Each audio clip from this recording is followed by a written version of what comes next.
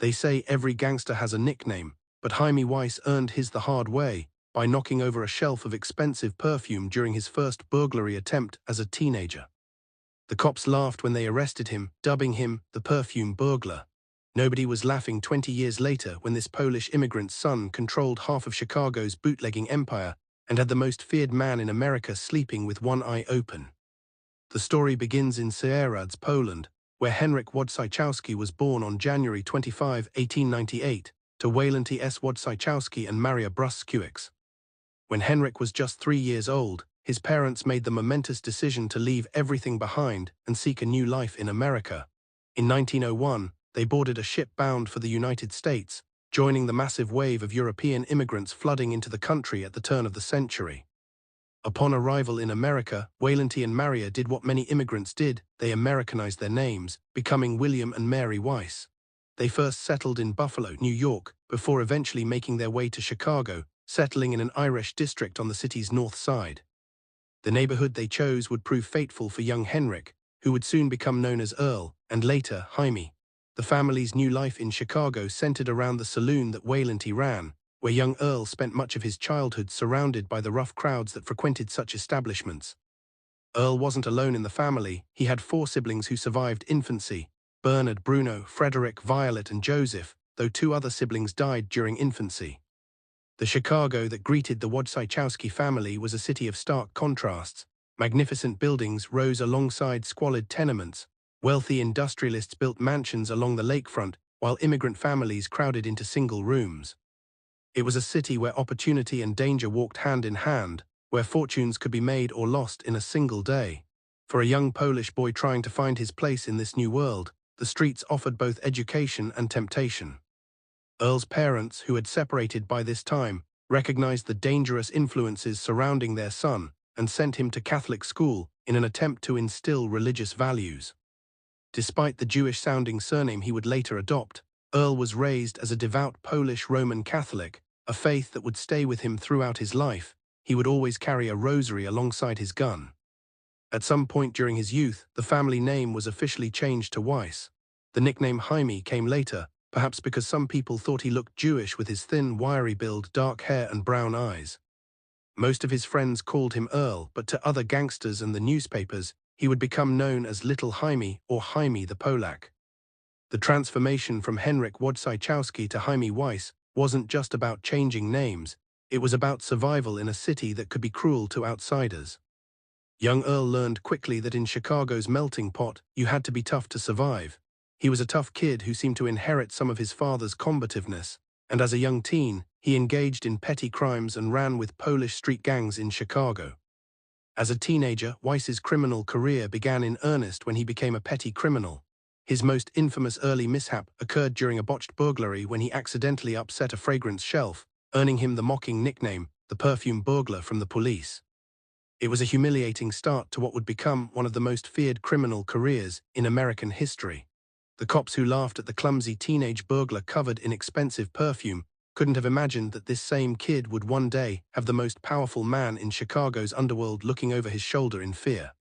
But the incident that truly defined young Hymie's character came when America entered World War I. He desperately wanted to fight the Germans, but was rejected by the US Army because of a double rupture. The rejection stung so deeply that he once shot his own brother Fred for taunting him about not serving during the war.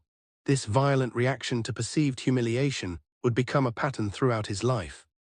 Years later, when Fred was questioned about his brother in 1926, he would reply with bitter honesty, "I've seen him once in 20 years, that was when he shot me 6 years ago." The rejection from the army might have broken some men, but for Hymie Weiss, it seemed to fuel a different kind of ambition. As one observer would later note, the army's loss was gangland's gain. Not only was Weiss fearsome and dangerous, but he was smart and a good organizer. These qualities would soon catch the attention of someone who would change his life forever. That someone was Dean O'Banion, an Irish-American criminal who would become Weiss's closest friend and mentor. The friendship between Weiss and O'Banion began when they were both teenagers involved in petty crime. O'Banion was 6 years older than Weiss, and he had already established himself as a charismatic and ambitious criminal with big plans. Where others saw a fumbling perfume burglar, O'Banion saw potential.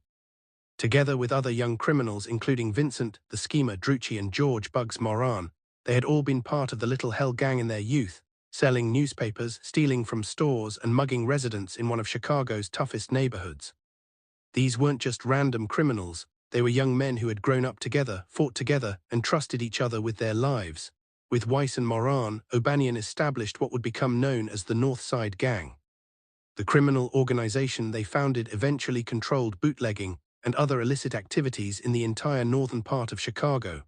Around this time, Henrik started using the name Earl, a name that bestowed the prestige of British earldom onto its holder, showing his ambition to rise above his humble origins.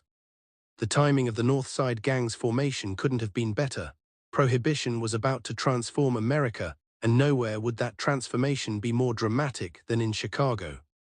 When the Volstead Act went into effect on January 17, 1920, banning the manufacture, sale, and transportation of alcohol, it created an opportunity for organized crime that was unprecedented in American history. Suddenly, providing Americans with their beloved beer, wine, and liquor became a multi-million-dollar illegal industry. Weiss has been credited with being responsible for the creation and success of his gang's bootlegging enterprise. His business acumen, coupled with his loyalty to both O'Banion and their crew, helped spearhead the Northsiders as one of the front-runners in the bootlegging industry during Prohibition. While O'Banion was the charismatic leader who could charm politicians and policemen alike, Weiss was the organizer, the enforcer, the one who made sure the operation ran smoothly. As a cover for their bootlegging and other criminal activities, O'Banion bought into Schofield's flower shop at 738 North State Street. Remarkably, Dean found he actually enjoyed flower arranging and genuinely worked in the shop. He had married a beautiful young woman named Viola Caniff and would bring home many bouquets. The flower shop served a dual purpose. It provided a legitimate front for their operations, and its location directly across from the Holy Name Cathedral gave it an air of respectability. One aspect that set Weiss apart from many other gangsters of his era was his moral code, however twisted it might seem. He was known to be strongly against prostitution, which fueled his scorn for the city's South Side vice cartels. The Northsiders had a strong dislike for the mostly Italian South Side mob, led by Johnny Torrio and Al Capone, not just due to greed and ethnic differences, but also because the Northsiders were staunch churchgoers, and they didn't like that the Italian mob ran houses of prostitution. This wasn't just posturing. Despite his life of crime, Weiss wore a crucifix, carried a rosary, and regularly attended Mass at Holy Name Cathedral, located right across from the gang's headquarters. He had a reputation for helping out poor people in the neighborhood, but he could also be hot-tempered and vicious. The contradiction between his religious devotion and his violent criminal life seemed to cause him no internal conflict. In his mind, he was a businessman and a soldier in a war for territory and respect. Weiss is also credited with inventing one of organized crime's most chilling practices, the one-way ride. This referred to a planned murder where the victim would be lured or coerced into driving with their killers and would be killed either en route to or upon arrival at a destination.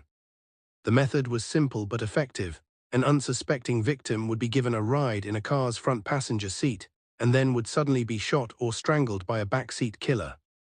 This innovation would become a standard practice in organized crime for decades to come. But Weiss wasn't just an innovator in murder techniques, he was also proving himself as a capable and ruthless enforcer for the North Side Gang. Weiss established himself as a hit man when he murdered fellow mobster Stephen Wisniewski, which propelled him into organized crime fame. Reportedly, Wisniewski had made the fatal mistake of hijacking beer trucks belonging to the Northsiders, and to teach him a lesson, O'Banion ordered Weiss to kill him. The murder of Wisniewski sent a clear message to anyone thinking about crossing the North Side Gang. Hymie Weiss was not a man to be trifled with. The fumbling perfume burglar had transformed into one of Chicago's most dangerous criminals. He had found his calling in the violent world of Prohibition-era Chicago, where loyalty was everything and betrayal meant death. The early 1920s were good years for the North Side Gang. When Prohibition began in 1920, O'Banion quickly got in on the action and started his own bootlegging operation, smuggling beer, whiskey, and gin from Canada for distribution in Chicago. Business was booming, and there was enough money flowing to make everyone rich. For a time, there was even peace between the various gangs that controlled different parts of the city. Johnny Torrio, Chicago's top crime boss, had declared and enforced a peace treaty, Each gang would sell in their own territory and not interfere with their rivals' shipments of liquor. Torio's peace lasted nearly 3 years. During this period, the Northside gang prospered, and Hymie Weiss rose to become O'Banion's right-hand man, his most trusted lieutenant and enforcer. Chicago journalist James O'Donnell Bennett would later call Weiss the brainiest leader that Northside boozdom ever had. This wasn't just flattery. Weiss had proven himself to be an exceptional organizer and strategist. He understood that successful bootlegging required more than just muscle. It needed careful planning, reliable supply chains, and the ability to corrupt or intimidate law enforcement. But beneath the surface success, Hymie Weiss was dealing with a personal struggle that would shape his approach to the violent life he had chosen. Weiss was terminally ill with cancer, though sources differ on the exact nature of his illness, with some calling it arterial cancer and others suggesting it was a pheochromocytoma, a tumor that affected his circulation. His symptoms included blinding headaches, dizziness, and fainting spells. Weiss suffered from painful migraines and once said, "I don't expect to live long, but I expect to live long enough." Many felt that this was why he was so daring and fearless. He often said he didn't expect to live to an old age, which may explain his fearlessness in fighting his rivals. The knowledge that he was dying gave Weiss a reckless courage that would make him legendary in the underworld. When you're already under a death sentence from your own body, the threats of rival gangsters lose some of their sting. The fragile peace that had allowed all the gangs to prosper began to crack in 1924.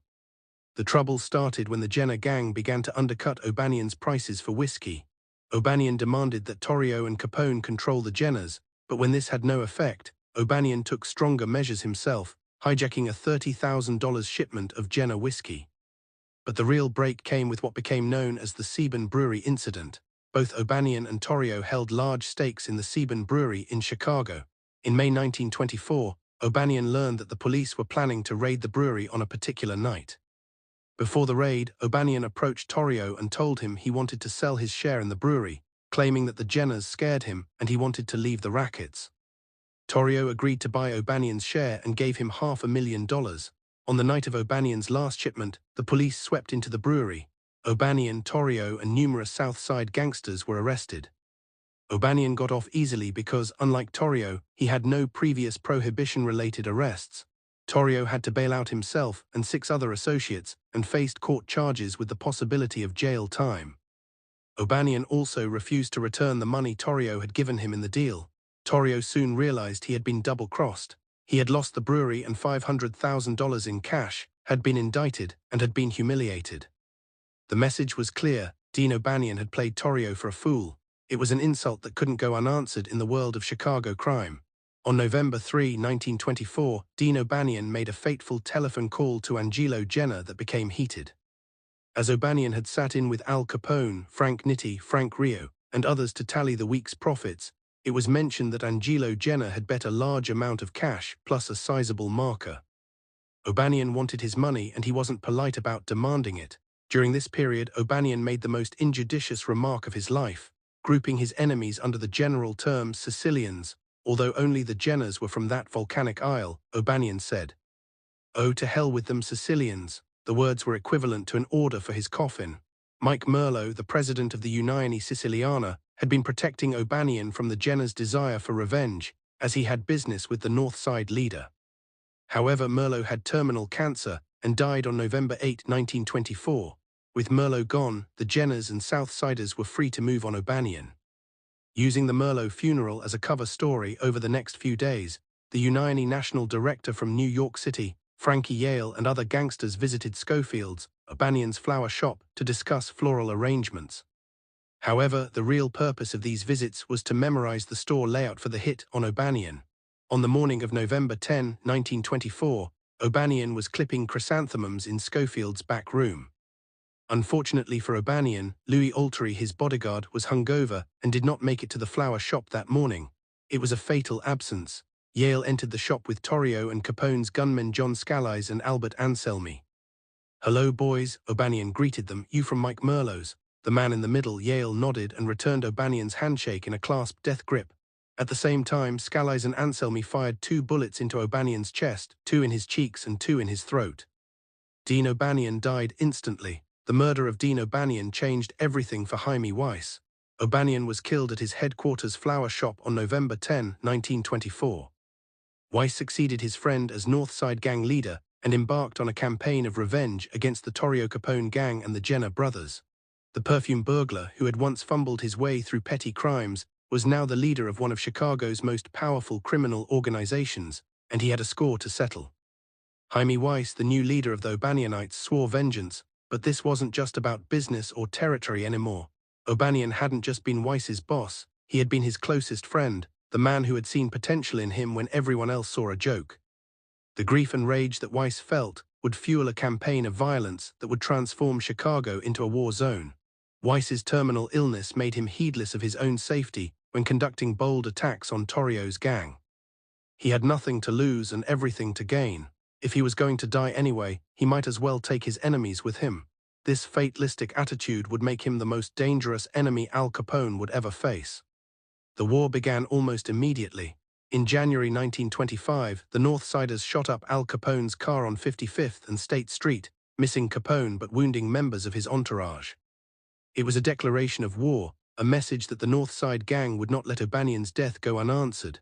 Later that month, Weiss, Moran, and Drucci ambushed Torrio outside his Southside home. Torrio was shot several times and left for dead, though he survived and recovered in a local hospital. Despite being badly wounded by pistol and shotgun fire, Torrio survived. The attack on Torrio was particularly significant because it showed that even the most powerful crime bosses weren't safe from Weiss's revenge. Shortly after this incident, Torrio relinquished control of his gang to Al Capone. Torrio then returned to his native Italy after a slow and long recovery from his wounds, though he later returned to New York and became an important advisor to Lucky Luciano and others. Weiss had succeeded in driving out one of Chicago's most powerful crime bosses, but in doing so, he had cleared the way for someone even more dangerous, Al Capone. Weiss and his gunmen were also suspected of gunning down Sicilian crime boss Angelo Jenner on May 26, 1925. The Jenners were longtime enemies of O'Banian. Angelo Jenner, the leader of the gang, was murdered after a high-speed chase in May 1925. This was just the beginning of Weiss's systematic campaign against the Jenner brothers. Not much later, Angelo's brothers wanted to take revenge for his death. Mike Jenner ambushed Drucci and Bugs Moran but only wounded the men. Soon the police came to the scene, chased Mike Jenner, and also shot him dead. In July 1925, a third Jenner brother, Tony, was murdered in pretty much the same way as Dion O'Banian. The three other Jenner brothers fled Chicago sometime later and left their businesses. The Northsiders had now killed a couple of their biggest enemies and given their organizations serious setbacks. In less than a year, Weiss had orchestrated the destruction of one of Chicago's most powerful crime families. The Jenner brothers, who had once been major players in the Chicago Underworld, were either dead or in exile. After Torrio's flight to New York City, Chicago broke out into a citywide gang war. Weiss allied his North Side gang with the West Side O'Donnells, the Salties McErlane mob, and the GKW gang. These alliances gave Weiss the manpower and resources he needed to take on Capone's organization, which was now the most powerful criminal enterprise in Chicago. In August 1926, Weiss and Drucci with their entourage were attacked by a contingent of Capone gunmen, including Paul Ricker, who was arrested at the scene. The gun battle took place on South Michigan Avenue, near the Standard Oil building. The North Side gang leaders survived the attack, reportedly due in large part to Drucci's personal efforts in driving off the assailants.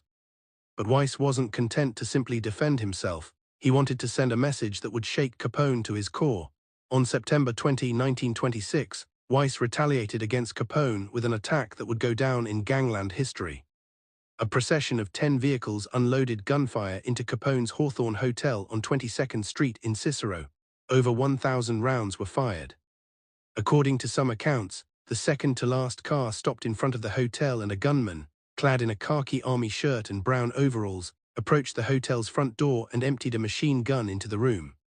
Police at the time believed Weiss, Drucci, Moran, the Gusenberg brothers and other Northsiders were the gunmen in the attack. While Capone survived the attack, this act scared him enough to attempt a truce. Think about that for a moment. Al Capone, the man whose name would become synonymous with organized crime, was trying to make peace with Hymie Weiss. To this day, it is said that Weiss was the only man Capone ever truly feared. At a peace conference on October 4, 1926, Weiss insisted that the triggermen in the O'Banian murder John Scalise and Albert Anselmi, be executed. Capone refused Weiss's terms, and Weiss took more radical means to avenge O'Banion. For Weiss, there could be no peace without justice for his friend's death. He was willing to continue the war indefinitely if that's what it took. The failed peace conference sealed Weiss's fate. Capone realized that as long as Hymie Weiss was alive, there would be no peace in Chicago. The North Side leader was too driven by vengeance, too fearless in his attacks, and too skilled at organizing violence. Something had to be done. Weiss was suspected of having formed an alliance with South Side beer baron Joe Saltese, who went on trial for murder in October 1926. It was widely rumored that Weiss would buy off the jury in order to ensure an acquittal for Saltese. This alliance would have given Weiss even more power to challenge Capone's dominance. On October 11, 1926, jury selection for the Saltese murder trial began, and Weiss and 4 of his men were cited there. With him that day were his bodyguard Sam Peller, gangster Paddy Murray, attorney William W. O'Brien, and Benjamin Jacobs, an investigator for O'Brien. At 4 o'clock that afternoon, Weiss and his men left for their State Street headquarters, Schofield's Flowers. The quintet parked their cars on Superior Street and rounded the corner to cross State. As they did, 2 gunmen hidden in a nearby rooming house opened fire with a submachine gun and shotgun. Weiss and Murray were fatally wounded by this first burst. William O'Brien was hit 4 times and staggered into a nearby stairwell. In a tragic twist, at the initial sound of gunfire, a panicked Sam Peller drew his .38 and fired instinctively towards the shots, unintentionally hitting Weiss as he collapsed onto the sidewalk. His own bodyguard's panic had contributed to his death, though the machine gun fire had already done fatal damage. Bullets from the fusillade chipped the cornerstone of the Holy Name Cathedral directly across the street, where Weiss and O'Banion regularly attended Mass. There was a grim poetry to it. The church where Weiss had prayed as a devout Catholic bore the scars of his violent death. The bullets that killed him left permanent marks on the sacred building, a lasting reminder of the violence that had consumed Chicago's streets. Weiss was seriously wounded and died in the ambulance on the way to the hospital. He was just 28 years old. The man who had risen from a clumsy teenage burglar to become one of Chicago's most feared crime bosses was dead, gunned down in broad daylight on the streets he had once controlled. According to the Chicago police, Jack McGurn was behind the Tommy gun that day. Sam Golf Bag Hunt was supporting McGurn from a nearby building, where police found his signature golf bag with a shotgun inside it after the murder. Frank Nitti is credited with masterminding the use of the machine gun nest in Weiss's assassination. It had been a carefully planned operation, executed with military precision. The death of Hymie Weiss marked the end of an era. He was succeeded as leader of the North Side Gang by Vincent Drucci, but the North Side Gang would never again pose the same threat to Capone's empire. Without Weiss's fearless leadership and strategic mind, they were just another gang trying to survive in Capone's Chicago. Weiss is buried at Mount Carmel Cemetery in Hillside, Illinois, the same place as Al Capone and Dean O'Banion. In death as in life, he remains close to his friend O'Banion, the man whose murder had set him on his path of revenge. The 3 men who had defined an era of Chicago crime, the Irish charmer, the Polish organizer, and the Italian empire builder, all rest in the same cemetery, their wars finally over. Although often said to have left an estate of $1.3 million, Weiss's estate was actually calculated at $10,601.78 during a 1927 hearing between his family members and girlfriend Josephine Simard. The fortune he was supposed to have accumulated had either been exaggerated or had mysteriously disappeared. Perhaps he had spent it all on his war against Capone, or perhaps it had never existed in the first place. The O'Banion killing had sparked a brutal 5-year gang war between the North Side Gang and the Chicago outfit that would culminate in the killing of 7 North Side Gang members in the St. Valentine's Day Massacre in 1929. Weiss hadn't lived to see the final destruction of his gang, but his death had made it inevitable. Without him, the North Siders were fighting a losing battle. Looking back at Hymie Weiss's life, you can see the threads that connected the scared 3-year-old immigrant boy to the feared crime boss who made Al Capone nervous. The poverty that drove him to crime, the humiliation that fueled his ambition, the friendship that gave his life meaning, and the illness that made him fearless. All of these elements combined to create one of the most fascinating figures in American criminal history. Weiss and other Prohibition-era mobsters served as the basis for many gangster films of the 1930s. James Cagney, for example, based his character on both Weiss and Chicago gangland figure Dean O'Banion in The Public Enemy. The story of the immigrant boy who became a crime boss was too compelling for Hollywood to ignore. But beyond the Hollywood glamour, Hymie Weiss's story is fundamentally a tragedy. Here was a man of obvious intelligence and organizational ability who might have been a successful businessman in legitimate enterprises. As James O'Donnell Bennett noted, he was the brainiest leader that Northside Boosdom ever had. His business acumen, his loyalty to his friends, his strong moral code, however twisted, and his fearlessness in the face of death, all of these qualities could have served him well in legal pursuits. Instead, he chose a path that led to violence, death, and ultimately his own destruction. The same qualities that might have made him a captain of industry made him a general in Chicago's gang wars. The same loyalty that could have built lasting friendships instead fueled a cycle of revenge that claimed dozens of lives. The Chicago that Hymie Weiss ruled over as the North Side Gang's leader was a city unlike any other in American history.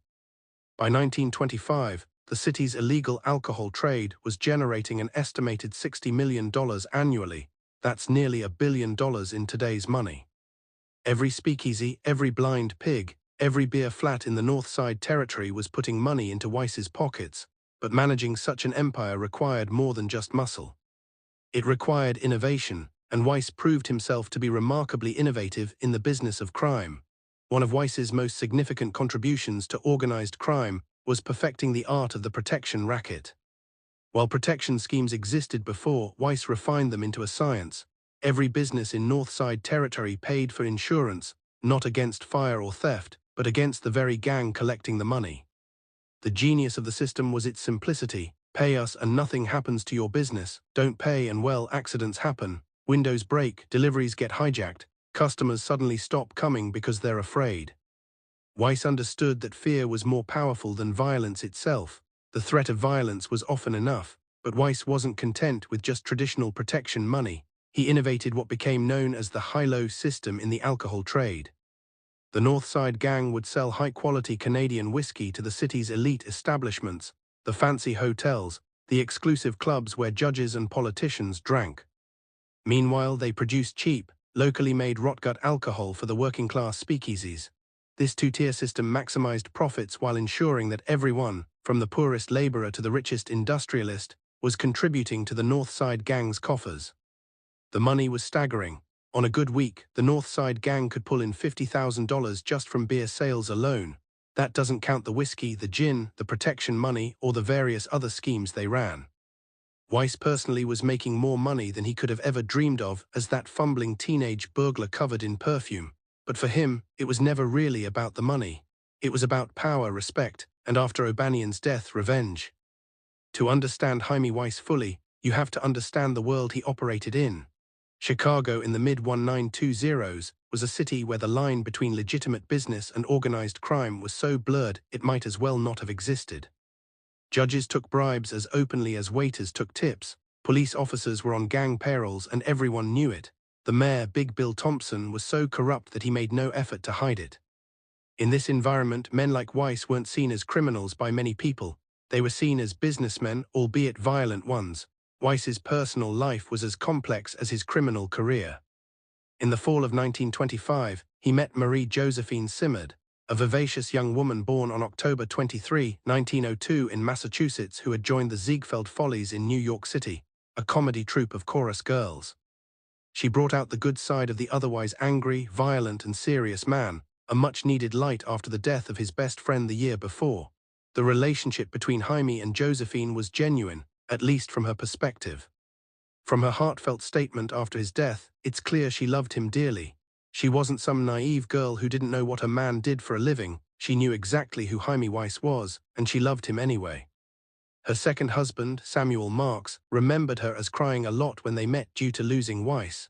That kind of grief doesn't come from losing a meal ticket, it comes from losing someone you truly loved.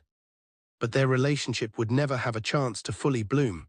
By the time they met, Weiss was already marked for death, living on borrowed time in a war he couldn't win. He knew it too. His fatalistic comments about not expecting to live long weren't just tough guy posturing. They were the realistic assessment of a man who understood the game he was playing. The North Side Gang under Weiss's leadership was more than just a criminal organization, it was almost a military unit. Weiss organized his men with military precision.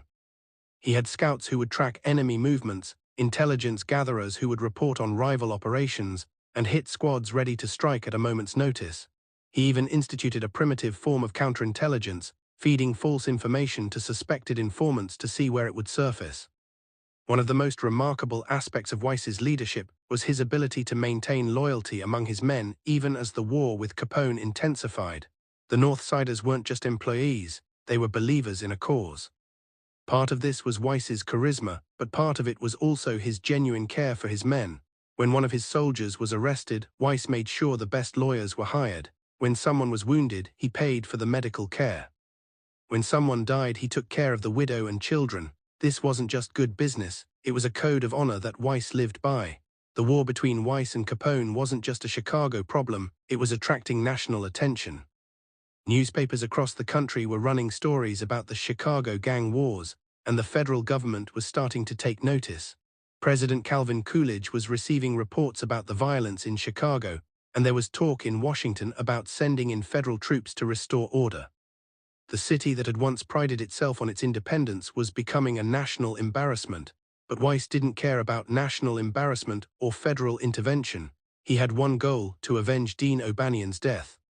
Every move he made, every attack he ordered, was calculated to bring him closer to that goal. He wasn't interested in peace treaties or territorial compromises. He wanted Scalise and Anselmi, O'Banion's actual killers, dead. Until that happened, there could be no peace. The attack on the Hawthorne Hotel in September 1926 was Weiss's masterpiece of organized violence. The operation required weeks of planning. Weiss had to coordinate 10 vehicles, dozens of gunmen, over 1,000 rounds of ammunition, and precise timing. The convoy had to move through Capone's territory without being detected, arrive at the hotel simultaneously, deliver their message, and escape before the police could respond. That it worked at all was a testament to Weiss's organizational abilities. That Capone survived was just bad luck.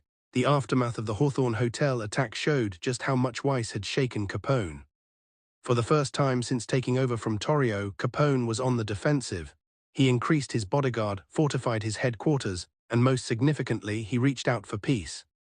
The October 4, 1926, peace conference at the Hotel Sherman was Capone's attempt to end the war before it destroyed them both. The peace conference itself was like something out of a medieval treaty negotiation. Representatives from all the major gangs in Chicago were there: the South Siders, the North Siders, the West Siders, even some of the smaller independent operations. Everyone wanted the war to end. It was bad for business, it was attracting too much attention, and it was killing too many good men. Everyone wanted peace except Hymie Weiss. When Weiss demanded that Scalise and Anselmi be turned over for execution, he knew Capone would never agree. These were two of Capone's best gunmen, and more importantly, handing them over would be seen as a sign of weakness. But Weiss didn't care about political calculations. This wasn't about business for him, it was about loyalty, friendship, and justice. Dean O'Banion had been his friend, his mentor, the man who had believed in him when no one else did. That friendship demanded vengeance regardless of the cost. The failure of the peace conference sealed not just Weiss's fate, but the fate of the North Side gang. Capone realized that as long as Weiss lived, the war would continue. But more than that, he realized that Weiss's refusal to compromise was actually a form of strength. In the cynical world of organized crime, where everyone had a price and loyalty was always negotiable, Weiss's devotion to his dead friend was almost admirable. Almost, the hit on Weiss was planned with the same meticulous attention to detail that Weiss himself brought to his operations. Capone's men rented rooms in a boarding house at 740 North State Street, directly across from the flower shop that served as the North Side Gang's headquarters. They waited for days, watching, learning Weiss's routines, waiting for the perfect moment. The choice of location was particularly symbolic. The flower shop where O'Banion had been killed, the Holy Name Cathedral where both O'Banion and Weiss had worshipped, State Street where so much of their business had been conducted. All of these locations were part of the North Side Gang's history.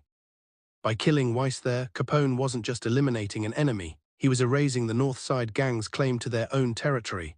On October 11, 1926, when Weiss and his men walked into that ambush, they were walking into history. The burst of machine gun fire that cut down Weiss and Paddy Murray wasn't just another gang killing, it was the end of an era.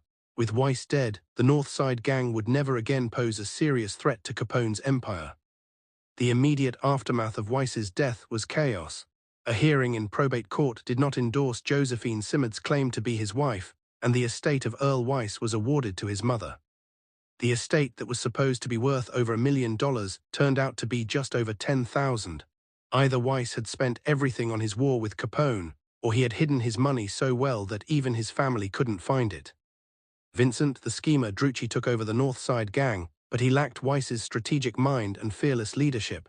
Drucci was killed by police in 1927, and George "Bugs" Moran took over.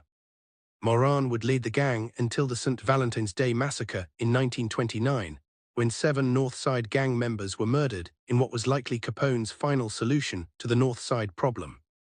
The gang that Weiss had led with such determination was effectively destroyed, but Weiss's influence extended beyond just the North Side gang.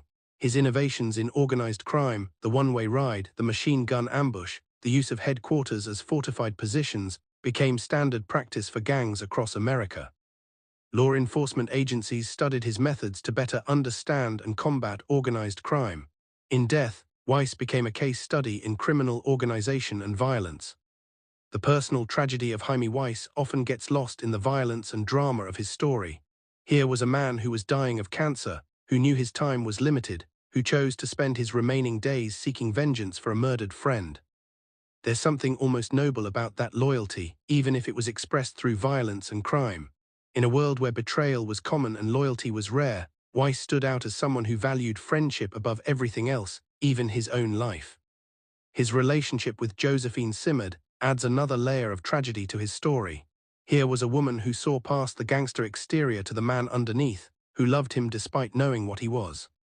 Their relationship, brief as it was, showed that Weiss was capable of love and tenderness, that he wasn't just the cold-blooded killer his enemies saw. The fact that she mourned him so deeply that she fought for recognition as his widow even when the courts denied her, speaks to the genuine connection they shared. The religious contradiction in Weiss's life, the devout Catholic who was also a murderer, reflects the broader contradictions of Prohibition-era America. This was a nation that had outlawed alcohol but where everyone still drank. Where police officers took bribes while enforcing the law, where judges and politicians preached morality while taking money from gangsters. Weiss, with his rosary and his gun, his prayers and his murders, was a perfect symbol of this contradictory time. What made Hymie Weiss truly remarkable wasn't just his criminal success or his violent methods, it was his absolute refusal to compromise his principles, however twisted they might have been. When offered peace, he chose war. When offered wealth, he chose revenge. When offered life, he chose loyalty to a dead friend. In the cynical, calculating world of organized crime, this made him both admirable and dangerous. The Chicago that emerged after Weiss's death was different. Al Capone's victory was complete, and he ruled the city's underworld with an iron fist until his conviction for tax evasion in 1931. The gang wars continued, but they were never again as personal, as passionate, as the war between Weiss and Capone. That war had been about more than territory or money. It had been about friendship, loyalty, and honor, concepts that seemed almost quaint in the increasingly businesslike world of organized crime. Looking back at the Prohibition era from our modern perspective, it's easy to romanticize figures like Hymie Weiss. Movies and television shows have turned these violent criminals into antiheroes, their brutal crimes softened by time and fiction. But the real Hymie Weiss was both more complex and more tragic than any Hollywood portrayal. He was a killer who carried a rosary, a criminal who helped the poor, a dying man who chose revenge over peace. The neighborhoods that Weiss once controlled have long since changed. The speakeasies have become legitimate bars. The flower shop where O'Banion died has been torn down and replaced. The Holy Name Cathedral still stands, but the bullet marks from Weiss's assassination have been repaired. Physical traces of the world Hymie Weiss inhabited have largely vanished, but his story remains as a reminder of a time when America's attempt to legislate morality created an empire of crime. The immigrants who came to America at the turn of the 20th century, like Weiss's parents, came seeking opportunity and freedom. They found both, but not always in the ways they expected. For some, like young Henryk Wojciechowski, opportunity came in the form of illegal alcohol and organized crime. The American dream, twisted and violent, but undeniably American. The transformation from Henryk Wojciechowski to Hymie Weiss wasn't just a change of name, it was a complete reimagining of identity. The Polish immigrant boy became an American gangster, but he never forgot his roots. His loyalty to his friends, his religious faith, his code of honor, These were all values he brought from his Polish Catholic upbringing, even if he expressed them through violence and crime. In the end, what makes Hymie Weiss's story so compelling isn't the violence or the crime, it's the humanity. Behind the gunfire and the headlines was a man struggling with illness, grief, and a desire for justice that consumed him. He was a man who loved and was loved, who inspired loyalty and devotion, who faced death with courage even as it came for him from multiple directions. The last image of Hymie Weiss dying on State Street, his blood mixing with the October rain, the cathedral where he worshipped scarred by the bullets that killed him, is almost poetic in its tragedy.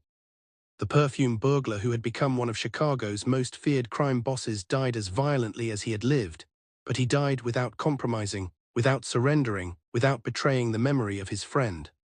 When they buried Hymie Weiss at Mount Carmel Cemetery, they placed him near his friend Dean O'Banion. In death, the two friends were reunited, their war finally over. The thousands who attended Weiss's funeral weren't just mourning a gang leader, they were mourning the end of an era, a time when loyalty meant something, when friendship was worth dying for, when even criminals had codes of honor. Today, nearly a century after his death, Hymie Weiss is remembered primarily as a footnote in the story of Al Capone. But he deserves better than that. He was a man who rose from nothing to control half of Chicago. He was an innovator who changed how organized crime operated. He was a friend whose loyalty extended beyond death. He was a dying man who chose to spend his last days fighting for what he believed was right. The story of Hymie Weiss is ultimately a tragedy, not because he died young, but because his considerable talents were wasted on crime and violence.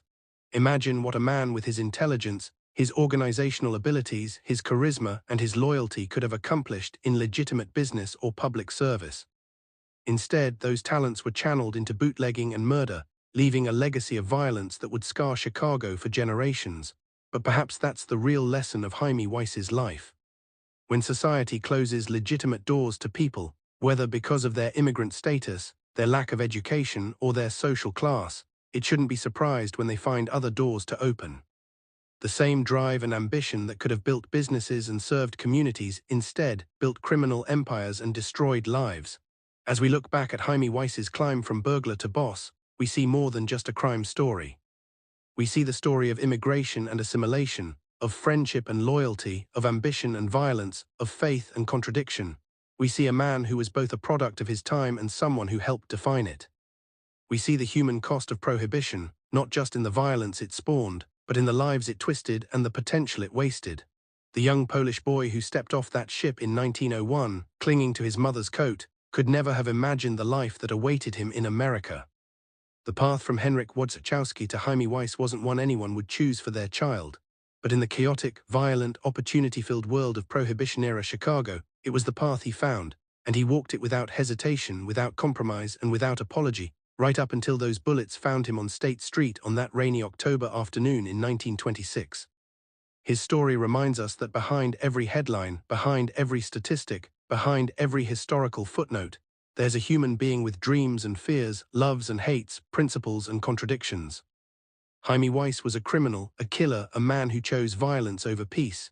But he was also a friend, a lover, a man who faced death with courage and lived by a code, however twisted it might seem to us now. In the end, that October afternoon in 1926, as the rain washed his blood from the streets of Chicago, Hymie Weiss achieved what he had lived for since Dean O'Banion's death. He joined his friend. The war was over. The North Side gang would continue without him, but it would never be the same. Al Capone would rule Chicago's underworld, but he would always remember the Polish kid who had made him sweat, who had made him duck, who had made him fear.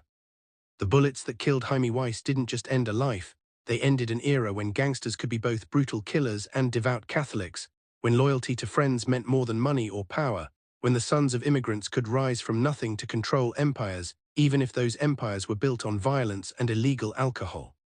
It was a contradictory time, and Hymie Weiss was its perfect representative, a man of faith who lived by the gun, a dying man who fought like he would live forever, a criminal whose loyalty and courage would have made him a hero in any other context.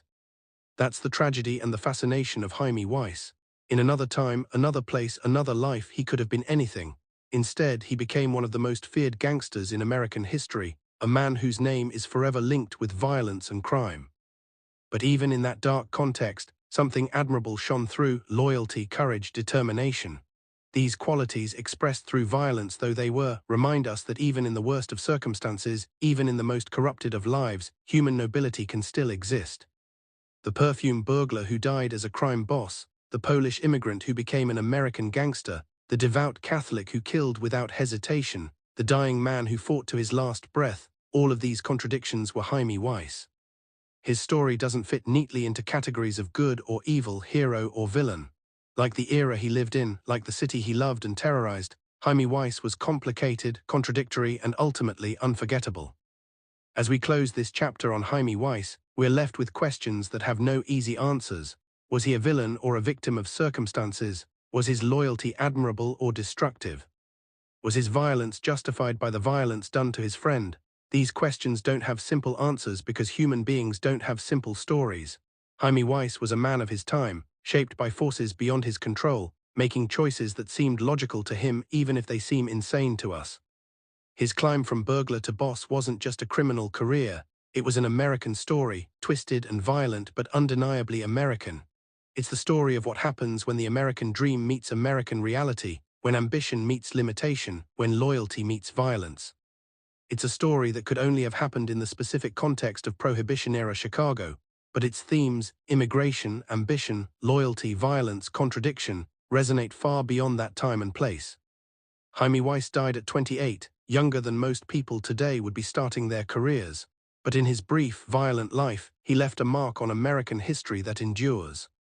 Not because he was admirable, he was a killer and a criminal, but because his story tells us something important about America, about human nature, about what happens when society's rules break down and men make their own. The rain that October day in 1926 eventually washed Hymie Weiss's blood from the streets of Chicago. The bullet holes in the Holy Name Cathedral were eventually repaired. The flower shop where it all started was eventually torn down, but the story of Hymie Weiss, the perfume burglar who became Al Capone's greatest enemy, the dying man who chose revenge over peace, the immigrant son who achieved the American dream through violence and crime, that story endures. It endures because it's more than just a crime story. It's a human story, with all the complexity, contradiction, and tragedy that implies. It's the story of a man who was given bad cards and played them as best he could.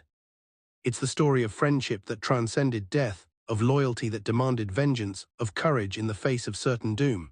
It's the story of Hymie Weiss, and nearly a century later, it still has the power to fascinate, to horrify, and yes, to move us.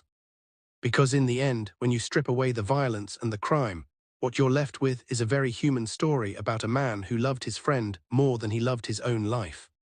That's not admirable in the context of criminal violence, but it's understandable in the context of human emotion.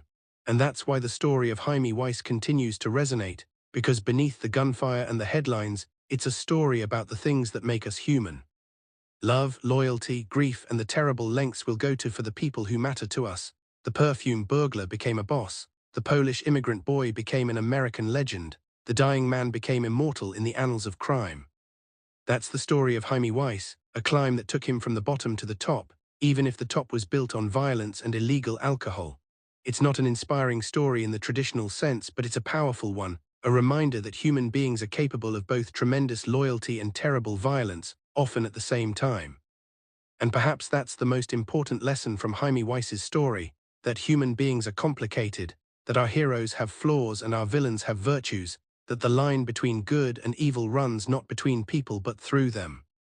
Hymie Weiss was a criminal and a killer, but he was also a loyal friend and a brave man. He was a devout Catholic who broke most of the commandments. He was a dying man who lived as if he would live forever.